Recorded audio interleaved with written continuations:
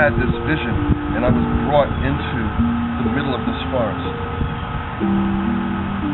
And as quickly as I was brought in, I was pulled back out. And I was on a trip with a friend, and we kept passing this place, and every time we passed this place, I got this pull inside. And I asked him to stop the car, and he said no, and I said, well, it's my car, you're stopping the car. And we stopped the car, and there was this sign that said Black Rock Forest, like one of those old crickety wooden signs. It was just like swinging in the breeze. And I said, this is the place.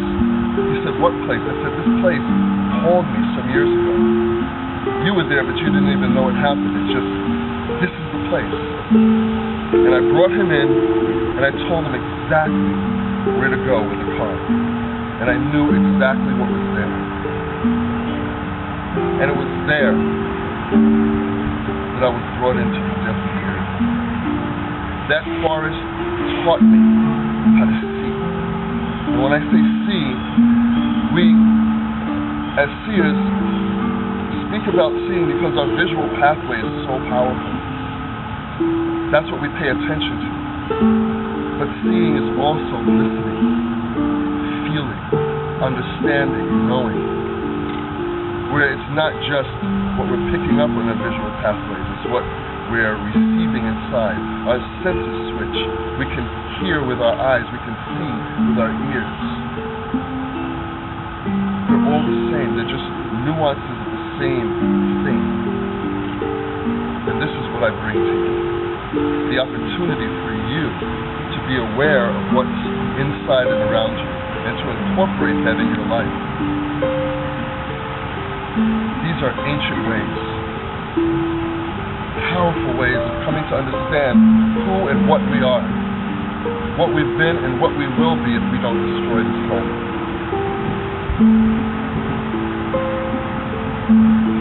Even if you're sitting in an office, there's wood, there's metal, there's air, there's fire, electricity, spirit, it's all around us. All you have to do is hear it.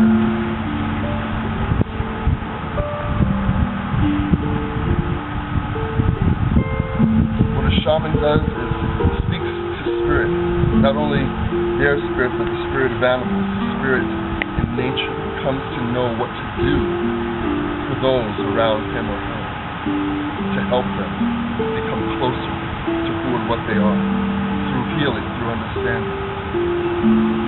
What a wizard does is transforms themselves and creates a different air about them, becoming the aspects of nature that they are akin to, becoming the animals and seeing through the animals that they are familiar with.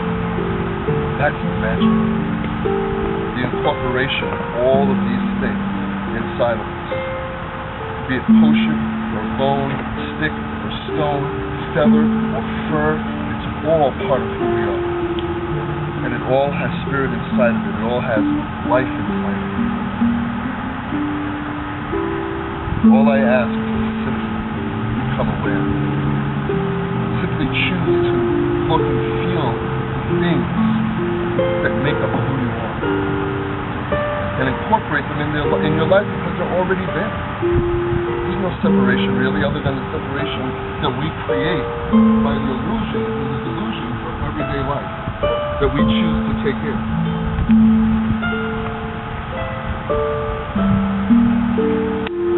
The power of putting your back or your chest in a tree or ground, putting your face in the earth or in a body of water, calling the wind.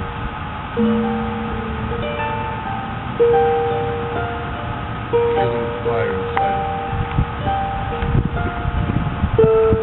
Moving with the knowledge of what's to come and what is happening by listening, because you are an animal.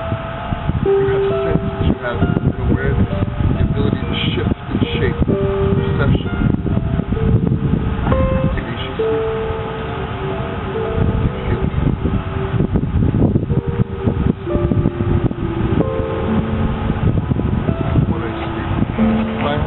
Still, it's just, but it's always present.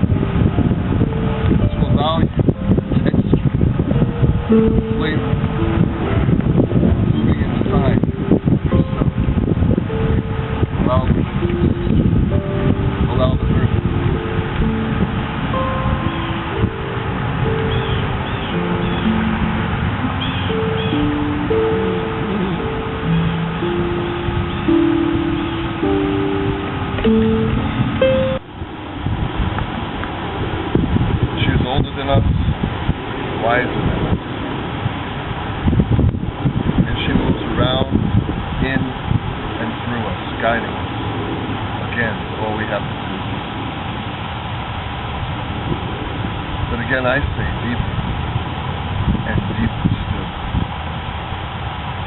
So that connection is never lost.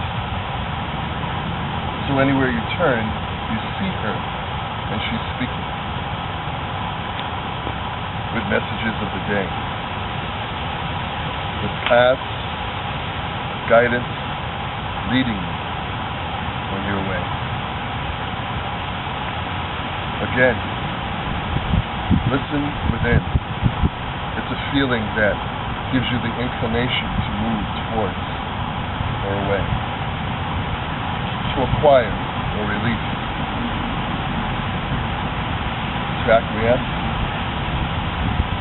or to remain silent.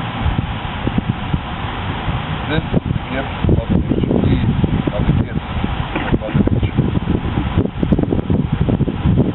that she bestows upon us abundantly.